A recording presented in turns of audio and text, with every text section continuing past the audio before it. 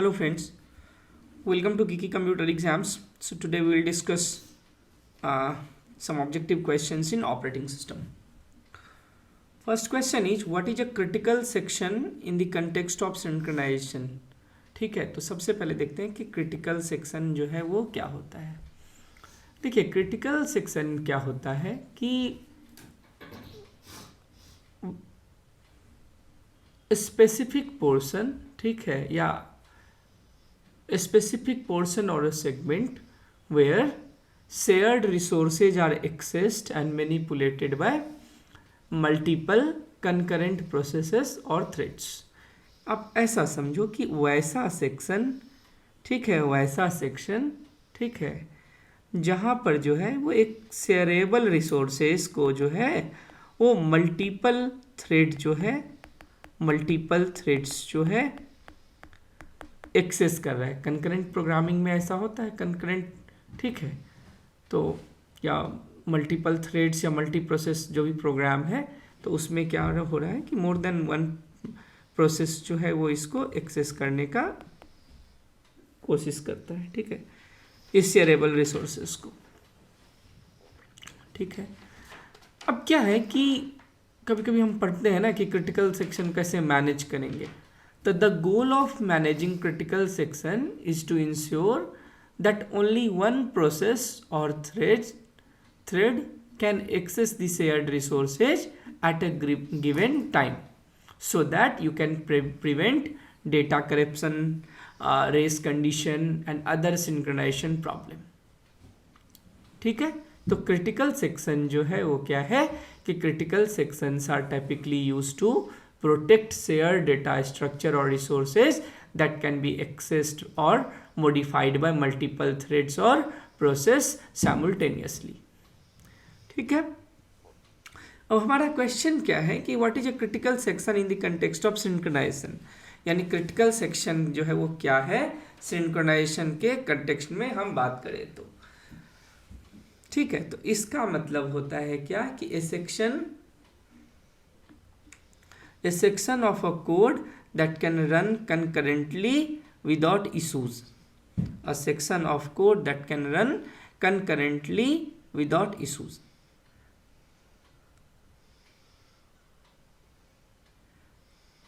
नहीं, ये हमारा गलत है, ये आंसर ये वाला हो जाएगा, ये वाला। A section of code that must be executed by one process at a time. So answer will be B. Again remember, answer will be B. A section of code that must be executed by one process at a time. ठीक है, यही है कि critical section में जो है वो कोई एक ही प्रोसेस जो है वो उसको एक्सेस करेगा, ठीक है। तो what is critical section in context of synchronization, तो ये a section of code that must be executed by one process at a time. Next क्या है, what is the process of mutex lock, ठीक है। म्यूटेक्स लॉक्स का जो है, mutex lock का क्या पर्पस है। देखिए, म्यूटेक्स लॉक को जो है हम लोग क्या बोलते हैं, mutual exclusion lock,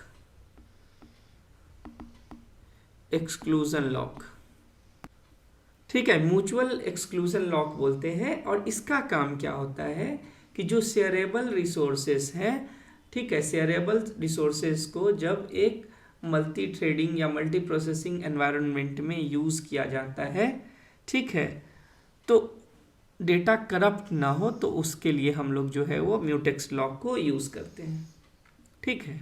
mutex lock का क्या यूज होता है कि जो शेयरेबल रिसोर्सेस हैं, ठीक है, शेयरेबल रिसोर्सेस को मल्टीपल जो हमारा थ्रेड है, ठीक है, मल्टीपल थ्रेड्स यानी कनकरेंटली इसको एक्सेस ना करे, एक बार में एक ही कोई यूज़ करेगा। तो म्यूटेक्स का काम क्या हो जाएगा कि to synchronize access to shared resources, ठीक है। Next, which of the following is best describes a semaphore, ठीक है। देखिए, सेमाफोर क्या है, सेमाफोर देखिए जो हमारा ये शेयरेबल रिसोर्सेस है ना, जो मतलब वैसा रिसोर्स जिसको एक से ज़्यादा प्रोसेस यूज़ कर सकते हैं, तो शेयरेबल रिसोर्सेज में ये जो कंकरेंसी प्रॉब्लम है या सिंक्रोनाइजेशन को अचीव करने के लिए जो है वो तीन हमारे पास मीन्स हैं। पहले हो गया आपको जैसे सेमाफोर का हम लोग यूज़ करते हैं, म्यूटेक्स का यूज़ करते हैं, या उसके बाद एक कंडीशन वेरिएबल होता है। तो ये तीनों मतलब ये तीनों ना इंश्योर करता है कि एक बार में एक ही जो है वो प्रोसेस जो है वो शेयरेबल रिसोर्सेज का यूज़ करे।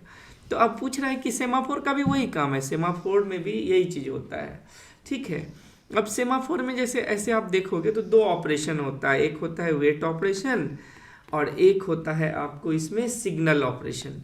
अब जैसे टू फेज लॉकिंग में पढ़ते हैं ना, ग्रोइंग फेज, श्रिंकिंग फेज, ठीक है, तो यहाँ भी होता है, एक होता है क्या कि वेट ऑपरेशन, ठीक है, और एक होता है सिग्नल ऑपरेशन, ठीक है, ऑपरेशन। अब क्या है कि वेट ऑपरेशन तब होगा, ये मतलब मान लीजिए कि एक मेथड है, ये तब कॉल होगा जब सेमाफोर का वैल्यू निगेटिव में हो, और सिग्नल ऑपरेशन तब जो है वो एग्जीक्यूट होगा जब प्लस पॉजिटिव में हो। तो सेमाफोर भी यही करता है कि मान लीजिए कि कोई क्रिटिकल मतलब शेयरेबल रिसोर्सेस है, अब मान लीजिए P1 इसको एक्सेस कर रहा है, ठीक है, तो इसका वैल्यू -1 होगा, जैसे ये हट जाएगा ये 0 हो जाएगा, मान लीजिए ऐसा कुछ, तो P2 फिर यूज़ कर पाएगा। मतलब ये इंडिकेटिव एक तरीके का वेरिएबल है कि ये बताता है कि ये रिसोर्सेज अभी यूज हो रहा है कि नहीं हो रहा है। तो हमारा आंसर जो है वो क्या हो जाएगा, नहीं इसका आंसर बी होगा फिर से। Which of the following best describe semaphore, the a counter use to control access to a resource. Counter जो है वो ये बताएगा कि मतलब उस रिसोर्स के एक्सेस कंट्रोल को मतलब ये सेमाफोर एक काउंटर है जो रिसोर्स के कंट्रोल, रिसोर्स को कैसे एक्सेस होना है उसको कंट्रोल करता है। नेक्स्ट क्या है, in which context of synchronization what is a race condition. In the context of synchronization race condition जो है वो क्या है। देखिए रेस कंडीशन क्या है कि a situation in which multiple process access share data simultaneously leading to unexpected result. तो रेस कंडीशन ये है, ठीक है, situation in which multiple process, एक से ज़्यादा प्रोसेस जो है वो किसी शेयरेबल रिसोर्सेज को एक टाइम पे कंकरेंट मतलब एक ही साथ साइमल्टेनियसली यूज़ करते हैं, तो ये इशू आ सकता है। इनकंसिस्टेंट स्टेट में वो शेयरेबल रिसोर्सेज चला जाएगा, ठीक है। तो रेस कंडीशन का क्या मतलब हुआ, a situation in which multiple process access share data simultaneously leading to unexpected results, ठीक है। नेक्स्ट क्या है, what is the purpose of a condition variable in synchronization. Condition तो मैंने बताया था कि ये जो हमारा शेयरेबल रिसोर्सेस है, ठीक है, शेयरेबल रिसोर्सेज में एक प्रोसेस एक ही बार में उसको यूज़ करे, ठीक है। तो उसी के लिए हमने 3 चीज़ बताया था आपको, एक बताया था सेमाफोर बताया था, एक बताया था म्यूटेक्स वेरिएबल जो हम यूज़ करते हैं, और एक होता है कंडीशन वेरिएबल। तो कंडीशन वेरिएबल का भी यही काम है। कंडीशन वेरिएबल का क्या है कि to notify a process that a resource is available, ठीक है। कंडीशन वेरिएबल क्या करता है कि जब भी कोई रिसोर्स मान लीजिए P1 मतलब किसी प्रोसेस को वो रिसोर्स चाहिए, मान लीजिए उस टाइम में कोई और प्रोसेस यूज़ कर रहा था, ठीक है, तो उसको तो जब रिलीज होगा तो उसको कोई ना कोई नोटिफिकेशन जाना चाहिए ना कि अब वो रिसोर्स जो है वो अवेलेबल है। तो कंडीशन वेरिएबल का यही काम है कि कोई भी रिसोर्स यदि अवेलेबल होता है तो ये नोटिफाई करता है प्रोसेस को कि now this resource is available. तो आंसर हमारा ए हो जाएगा, ठीक है। Next which synchronization problem occurs when a low priority process hold a resource needed by a high priority process causing the high priority process to be locked। देखिए क्या है कि कंप्यूटर साइंस में कि मान लीजिए कि बहुत सारा प्रोसेस है, ठीक है, तो मान लीजिए किसी का प्रोसेस का जो प्रायोरिटी है वो ज़्यादा होगा कम होगा, कि कहाँ से बिलोंग करता है, किस काम को करने के लिए वो प्रोसेस है, ठीक है। तो हर प्रोसेस का अपना एक प्रायोरिटी जो है वो नंबर होता है। तो एक्चुअली होता है क्या कि प्रायोरिटी नंबर प्रोसेस को दिया ही जाता है इसलिए कि उसको थोड़ा दूसरे प्रोसेस के ऊपर उसको जो है वो एक तरीके का क्या बोले प्रिविलेज मिले, ठीक है। तो होता क्या है कि जो हाई प्रायोरिटी प्रोसेस है उसको पहले एग्जीक्यूट होने के लिए रिसोर्सेज मिलना चाहिए, ठीक है। लेकिन ये क्या है कि सिंक्रोनाइजेशन में, ठीक है, कभी कभी क्या होता है कि यदि हाई प्रायोरिटी प्रोसेस जो है कोई रिसोर्स को रखा हुआ है एग्जीक्यूट होने के लिए, तो लो प्रायोरिटी प्रोसेस, मान लीजिए यदि लो प्रायोरिटी प्रोसेस को वो रिसोर्सेज चाहिए, तो क्या होगा कि हाई प्रायोरिटी वाला प्रोसेस जो उस रिसोर्स को रिलीज कर देगा, बोलेगा भाई तुम हमसे छोटे हो लेकिन तुम ही पहले एग्जीक्यूट हो जाओ। तो ये चीज़ जो होता है ये तो उल्टा हुआ ना, क्योंकि जो हाई प्रायोरिटी वाला है सारा रिसोर्स पहले उनको मिलना चाहिए, उनको एग्जीक्यूट होना चाहिए। तो इस प्रोसेस को हम लोग बोलते हैं प्रायोरिटी इन्वर्जन, नाम से आपको याद रहेगा इन्वर्जन, ठीक है। नेक्स्ट क्या है हमारा, what is the purpose of a test and set instruction in synchronization. Synchronization में जो है वो टेस्ट और सेट का क्या मतलब है। देखिए प्रॉब्लम तब आता है, ये रेस कंडीशन और ये सब सिंक्रोनाइजेशन ये सब तब होता है कि मान लीजिए कि एक रिसोर्सेज है और एक ही प्रोसेस है, या बहुत सारे रिसोर्सेज हैं लेकिन प्रोसेस एक ही है। क्या दिक्कत है, ये इसको कभी भी यूज़ करेगा, कैसे भी करेगा। प्रॉब्लम तब होता है कि जब मल्टी थ्रेडेड या मल्टी प्रोसेसिंग हो रहा हो, ठीक है, और ये जो रिसोर्स हैं शेयरेबल हो, मतलब एक से ज़्यादा इसको प्रोसेस यूज़ कर सकते हैं, तब इशू आता है। कि ऐसा ना हो कि एक साथ रीड एक साथ राइट करने लग जाए और इनकन्सिस्टेंट स्टेट में रिसोर्सेज पहुंच जाए, तो उसको करने के लिए हमको जो है वो सिंक्रोनाइजेशन और ये सब करना पड़ता है। तो टेस्ट और सेट इंस्ट्रक्शन का सिंक्रोनाइजेशन में क्या यूज़ है, ठीक है, तो इसका हमारा आंसर हो जाएगा to automatically test and set a flag to control access to resources. मतलब वही कि अभी अवेलेबल है, अभी अवेलेबल नहीं है, ठीक है, यानी किसी रिसोर्स को कैसे असेस किया जाए, तो उसके लिए ये वेरिएबल होता है, टेस्ट और सेट इंस्ट्रक्शन होता है। नेक्स्ट क्या है, which of the following is a classical synchronization problem involving producer and consumer. देखिए यदि हम सिंक्रोनाइजेशन की बात करें ना, तो डाइनिंग फिलोसफर भी है और प्रोड्यूसर कंज्यूमर भी है, लेकिन यहाँ पे स्पेसिफिक हो रहा है ये कि प्रोड्यूसर और कंज्यूमर प्रॉब्लम से रिलेटेड क्या है, तो हमारा आंसर इसलिए हो जाएगा प्रोड्यूसर कंज्यूमर, ये वाला प्रॉब्लम। प्रोड्यूसर कंज्यूमर प्रॉब्लम क्या है कि प्रोड्यूसर, देखिए प्रोड्यूसर कंज्यूमर कब सिंक्रोनाइज होगा, कि मान लीजिए कि प्रोड्यूसर प्रोड्यूस करता जा रहा है और कंज्यूमर जो है वो कंज्यूम करता जा रहा है ना, कि मान लीजिए जितना ये प्रोड्यूस करे उतना कंज्यूम हो जाए। अब लेकिन उसमें एक्सेप्शनल कंडीशन कब आता है, या हमको इंश्योर क्या करना है, जब हम प्रोड्यूसर कंज्यूमर एल्गोरिदम को, मान लीजिए इसको जैसे बैंकर्स एल्गोरिदम हमने पढ़ा था इसलिए पीछे वाले लेक्चर में, तो इसमें क्या होना चाहिए, दो चीज़ होता है इसमें। प्रोड्यूसर क्या करेगा, प्रोड्यूसर का क्या काम है, अच्छे से देखिए। प्रोड्यूसर का काम क्या है कि जब फुल बफर हो, जब बफर फुल हो तो उसमें वो आइटम ऐड नहीं करेगा, यानी वो और प्रोड्यूस कुछ चीज़ नहीं करेगा, ठीक है, यानी फुल बफर हो तो वो प्रोड्यूस नहीं करेगा। कंज्यूमर का काम क्या है कि जब बफर खाली हो, इम्प्टी हो, जब बफर जो है वो इम्प्टी हो, ठीक है, तो उस टाइम में वो उसको कंज्यूम नहीं करेगा। इम्प्टी बफर से क्या कंज्यूम करेगा वो, तो ये जो है इस कंडीशन को देखना होता है। प्रोड्यूसर कंज्यूमर प्रॉब्लम तो पता चले क्लासिकल सिंक्रोनाइजेशन प्रॉब्लम है। दूसरी बात क्या है कि प्रोड्यूसर जो है वो फुल बफर जब फुल हो तो उसमें कोई और चीज़ प्रोड्यूस तब नहीं करेगा। कंज्यूमर जो है वो जब बफर खाली हो तो कुछ कंज्यूम नहीं करेगा, ये है। और नॉर्मल केस में क्या होगा कि प्रोड्यूसर जो प्रोड्यूस करेगा कंज्यूमर उसको कंज्यूम करता रहेगा, ठीक है। Next, which of the following statement is true regarding the two phase locking. देखिए टू फेज लॉकिंग यदि आप देखोगे तो ये ना जनरली डेटाबेस का कॉन्सेप्ट है ये। उसमें ना दो फेज होता है, एक होता है ग्रोइंग फेज और एक होता है श्रिंकिंग फेज। अब क्या होता है कि ग्रोइंग फेज में क्या होता है कि लॉक्स को, ठीक है, एक्वायर किया जाता है, और श्रिंकिंग फेज ये होता है श्रिंकिंग फेज, इसमें क्या होता है लॉक को रिलीज किया जाता है। अब चूंकि हम लोग पढ़ रहे हैं अभी सिंक्रोनाइजेशन के कंटेक्स्ट में, तो अब यहाँ पर इसका क्या वैल्यू है, तो which of the following statements true regarding the two phase locking, ठीक है, तो हमारा आंसर हो जाएगा कि it can lead to deadlock if not used. देखिए टू फेज लॉकिंग जो होता है ना, ये मेन होता है जो बताया मैंने डेटाबेस में होता है, लेकिन अब यहाँ पर हमें पूछ रहा है कि टू फेज लॉकिंग से रिलेटेड इसमें क्या करेक्ट है, ठीक है। तो टू फेज लॉकिंग में एक होता है एक्सेप्शनल कंडीशन कि यदि आप नहीं सही से यूज़ करोगे तो आपके सिस्टम में डेडलॉक आ सकता है, ठीक है, डेडलॉक आ सकता है। ठीक है, अब मान लीजिए ग्रोइंग फेज है, तो आप सिर्फ एक्वायर करोगे, रिलीज नहीं करोगे, तो सिस्टम तो चला जाएगा इनकंसिस्टेंट स्टेट में।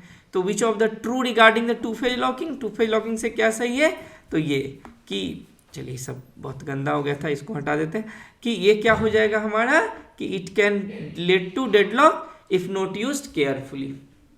ठीक है, नेक्स्ट चलिए, which of the following synchronization mechanism is based on a simple integer variable and can be used to implement locks and semaphore। ठीक है, देखिए which of the following synchronization mechanism based on a simple integer variable and can be used to implement locks and semaphore। तो इसका answer हमारा क्या हो जाएगा, ये हो जाएगा म्यूटेक्स। म्यूटेक्स में वही म्यूचुअल एक्सक्लूजन लॉक होता है। ठीक है, तो इसमें ना जब हम ये यूज़ करते हैं, ठीक है, इसमें समझाने के लिए बहुत कुछ नहीं है कि क्या है कि which of the following synchronization based on a simple integer variable and can be used to implement locks and semaphore, तो ये हो जाएगा म्यूटेक्स। ठीक है, नेक्स्ट क्या है, in the context of synchronization what is a deadlock. ठीक है, तो हम लोग तो डेडलॉक बहुत दिन से पढ़ रहे हैं। Deadlock a situation where process are waiting for a resources that will never be released. ठीक है ना, a situation where process are waiting of a resource, ऐसे रिसोर्स के लिए वेट कर रहा है जिसको कभी रिलीज नहीं किया जाएगा। ठीक है ना, तो ये हो जाएगा हमारा क्या, डेडलॉक। ठीक है, next, what is the primary goal of banker's algorithm. अच्छा, बैंकर्स एल्गोरिदम में हमने आपको क्या बताया था, मान लीजिए कि कोई भी बैंक हो, उसमें कितना भी पैसा डिपॉजिट हो, एडवांस हो, तो कोई भी बैंक का क्या करता है, कभी भी जो है वो इतना कम पैसा नहीं रखेगा ब्रांचेज में, ठीक है, जिससे उसका जो है वो डे टू डे ऑपरेशन जो है वो हैम्पर्ड हो। ठीक है, उसका डे टू डे ऑपरेशन जो है वो हैम्पर्ड हो। ठीक है, तो वो करता क्या है कि हमेशा इतना पैसा रखता है अपने पास कि वो अपना ज़रूरत को जो है वो पूरा कर पाए। ठीक है, बैंकर्स एल्गोरिदम बोलता है कि मतलब इतना नगद पैसा, लिक्विडिटी, कैश उसके पास हो कि वो डे टू डे ऑपरेशन को टैकल कर पाए। ठीक है, बाद बाकी जो होगा वो इन्वेस्टमेंट एडवांस अपना जहाँ पे यूज़ करना है करेगा। तो अब हमसे पूछ रहा है क्या कि what is the primary goal of banker's algorithm in operating system. तो हमारा आंसर क्या हो जाएगा, to allocate resources in a way that prevents deadlock. मतलब कि देखिए क्या है कि जैसे बैंकर्स क्या करेगा, बैंकर्स एल्गोरिदम है तो बैंकर्स क्या करेगा कि मान लीजिए इतना कम पैसा नहीं रखेगा कि उसका काम ना हो। ठीक है ना, क्योंकि ज़्यादा पैसा भी रखेगा तो फिर उसका उस पर इंटरेस्ट मिलना है, कहीं पे इन्वेस्ट करेगा तो, है ना। लेकिन इतना कम मतलब इतना ज़्यादा नहीं रखेगा कि मतलब उसका मतलब प्रॉब्लम हो। ठीक है, और इतना कम भी नहीं रखेगा जिससे उसका काम ही ना चले। इसी तरह जो है वो ऑपरेटिंग सिस्टम में मान लीजिए कि जब भी किसी प्रोसेस को एग्जीक्यूट किया जाता है तो उसमें डेडलॉक ना आए, ठीक है, वहाँ पे डेडलॉक वाला कंडीशन ना हो, तो हमें हमेशा इस बात पे ध्यान देना पड़ेगा कि हमारे पास जब रिसोर्सेज होंगे या फिर ज़रूरी प्रोसेस को रन करने के लिए जितने भी रिसोर्सेज चाहिए वो हमारे पास हो, है ना, जिससे हमारा सिस्टम डेडलॉक में नहीं पहुंचे। तो यही लिखा हुआ है कि what is the primary goal of a banker's algorithm in operating system. तो आंसर हो जाएगा to allocate resources in a way that prevents deadlock. ठीक है, कि ऐसे इस तरीके से रिसोर्सेज को एलोकेट किया जाएगा जिससे क्या होगा कि डेडलॉक नहीं होगा।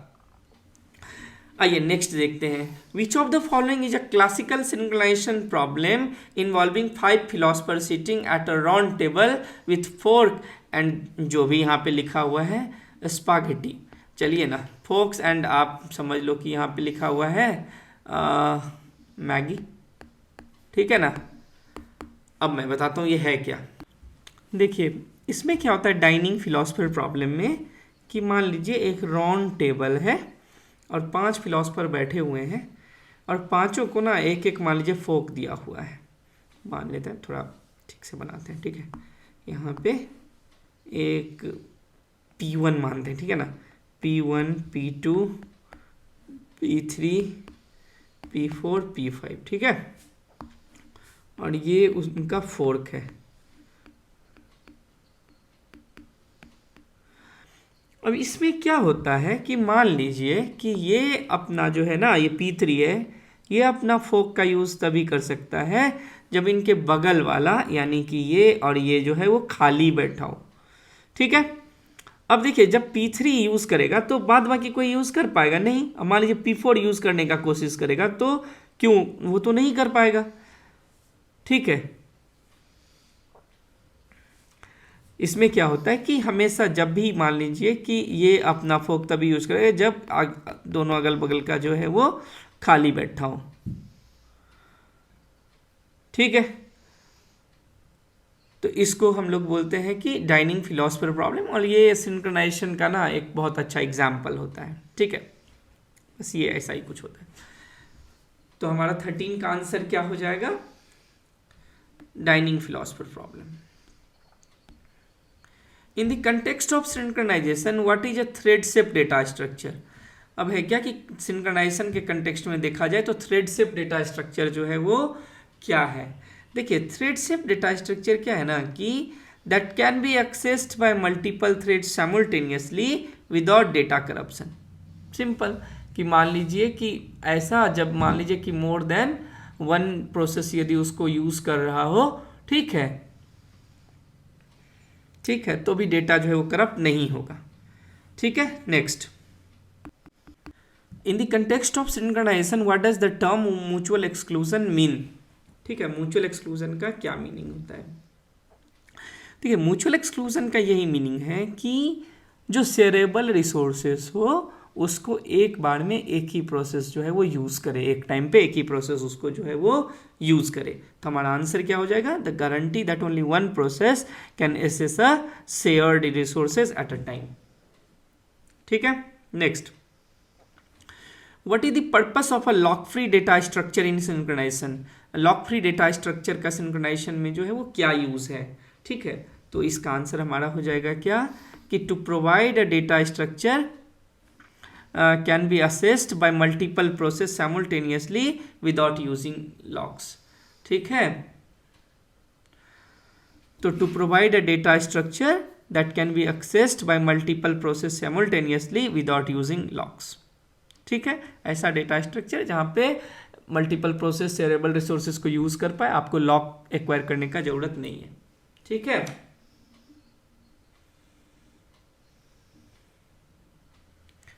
ठीक है, next, which synchronization mechanism is often used for deadlock prevention in resource allocation. ठीक है, कौन, which synchronization mechanism is often used for deadlock prevention in resource allocation. ठीक है, तो ये हमारा क्या आंसर हो जाएगा इसका, बैंकर्स एल्गोरिथम। ठीक है, जिससे डेडलॉक नहीं होगा, मतलब कि आप अपना रिसोर्सेज देख लो और प्रोसेस देख लो किस किस प्रोसेस को उस रिसोर्सेज में एग्जीक्यूट कर सकते हैं। नेक्स्ट क्या है, in a mutex lock what happens when a process attempts to acquire the lock that is already held by another process. ठीक है, तो क्या होगा, the process is blocked until the lock is released. ठीक है, जब तक मान लीजिए कि एक प्रोसेस रिसोर्सेज को यूज कर रहा है तब तक दूसरा प्रोसेस नहीं यूज कर पाएगा। जैसे ही वो रिलीज करेगा, जैसे ही वो रिसोर्सेज को रिलीज करेगा तो दूसरा प्रोसेस यूज कर सकता है। ठीक है, in the banker's algorithm what does the allocation matrix represent. Allocation matrix क्या रिप्रेजेंट करता है, तो the number of resources currently allocated to each process. Allocation matrix दिखाता है कि किस प्रोसेस को कौन कौन सा कितना रिसोर्स, कितना नहीं, कौन कौन सा रिसोर्स जो है वो एलोकेट हुआ है। ठीक है, एलोकेशन मैट्रिक्स का यही मतलब है। In the context of bankers algorithm what is the need matrix. देखिए, नीड मैट्रिक्स मतलब क्या होता है कि मैक्सिमम डिमांड और जितना उसको अभी मिला है इज उसका डिफरेंस है। मतलब कि मान लीजिए कि प्रोसेस P1 है, इसको मैक्सिमम ना 20 रिसोर्सेज चाहिए और अभी आपने 10 दे रखा है। ठीक है, बारी बारी से अपना यूज करेगा जो हो, तो इसका नीड कितना हो जाएगा, 20 - 10 मतलब 10। नीड मैट्रिक्स दोनों का डिफरेंस निकालते हैं तो आंसर हो जाएगा हमारा बी। ठीक है, नेक्स्ट क्या है, which condition is part of the necessary condition for deadlock. तो डेडलॉक में 4 कंडीशन याद करिए, क्या क्या बताया था। एक बताया था डेडलॉक होने के लिए, तो एक था आपका म्यूचुअल एक्सक्लूजन, एक था आपका नो प्रिम्पशन, और एक था हमारा होल्ड एंड वेट, एंड उसके बाद एक क्या था, सर्कुलर वेट। यही था ना, सर्कुलर वेट। ये 4 था, ठीक है। तो अब नेसेसरी कंडीशन, तो यहाँ पर विच कंडीशन ये part of necessary condition for deadlock to occur, ठीक है। तो नो प्रिम्पशन, म्यूचुअल एक्सक्लूजन जो है हमारा दोनों हो जाएगा, ठीक है। ए एंड बी, मैंने सिर्फ ए लिखा है, ठीक है। आंसर में आप उसको बी भी कर लीजिएगा, ठीक है। Which method is issued, which method is used for, यहाँ पर म्यूचुअल एक्सक्लूजन, नो प्रिम्पशन, ठीक है, दोनों सही है। Next, which method is used for resource allocation in a deadlock prevention technique, to phase locking. Which method is used, देखिए इसमें होता है लॉक और अनलॉक, ठीक है। डेडलॉक में लॉक और अनलॉक, लॉक मतलब जब कोई यूज कर रहा है रिसोर्सेज को कोई प्रोसेस, अनलॉक मतलब जब नहीं यूज कर रहा है। In the context of deadlock avoidance, what is the purpose of wait die scheme. तो वेट डाई स्कीम में क्या होता है कि जो यंगर प्रोसेस है, जनरली यंगर प्रोसेस है, यदि उसको रिसोर्स चाहिए तो ओल्ड प्रोसेस रुकेगा, उसके लिए यंगर प्रोसेस एग्जीक्यूट होगा, तब ओल्ड प्रोसेस एग्जीक्यूट होगा। तो ये वेट और डाई स्कीम का क्या मतलब है, तो ये है कि to determine which process should wait and which process should be aborted, किसको रुकना है और किसको एग्जीक्यूट होना है, ये वेट और डाई स्कीम का है। What is the primary drawback of wait die scheme for a deadlock prevention, ठीक है। प्राइमरी ड्रॉबैक वेट डाई का क्या है, तो देखिए इसमें होता क्या है ना, इशू क्या है कि पुराना को आप बोलते हो एग्जीक्यूट हो जाओ, और मतलब पुराना को बोलते हो वेट करो, यंग को जो बोलते एग्जीक्यूट हो जाओ, तो इससे प्रायोरिटी इन्वर्जन होता है। जो आप वैसे पहले करते थे कि जो हाई प्रायोरिटी वाला है, ठीक है, उसको ब्लॉक करके उसका रिसोर्सेज आप छीन लेते हो, और जो उससे कम प्रायोरिटी वाला है उसको एग्जीक्यूट होने देते हैं, तो प्रायोरिटी इन्वर्जन होता है। तो यहाँ भी ये केस होता है, वेट डाई में भी प्रायोरिटी इन्वर्जन का केस हो सकता है। नेक्स्ट क्या है, which of the following statement is true about deadlock prevention technique. Deadlock prevention technique का जो है वो क्या है, तो ये हमारा हो जाएगा, they aim to eliminate all necessary condition for deadlock. Deadlock के लिए जो भी नेसेसरी कंडीशन है, ठीक है, उसको एलिमिनेट करना, ये है डेडलॉक प्रिवेंशन का, ठीक है। तो आज हमने 25 क्वेश्चंस इसमें डिस्कस किया। ऑपरेटिंग सिस्टम में देखते हैं और क्लास आना है कि नहीं, ठीक है। तो thank you, thanks for watching. और ये आपका आंसर है यहाँ पे, जो आप ऐप से डाउनलोड कर पाओगे। गिकी बैंकर ऐप डाउनलोड करिए, एमसीक्यू लेक्चर वीडियो और लेक्चर पीडीएफ के लिए आप अपना रिक्वेस्ट सजेशन आप यहाँ पे लिख सकते हैं। Thanks for watching. Telegram link ये है, गिकी बैंकर्स ऐप आप डाउनलोड करिए, एंड्रॉयड iOS दोनों के लिए है ये। फॉर एनी क्वेरी, ये हमारा मोबाइल नंबर है, और यदि आपको कंटेंट अच्छा लग रहा है तो आप इसे शेयर कर सकते हैं। तो थैंक्स फॉर वॉचिंग, थैंक्स।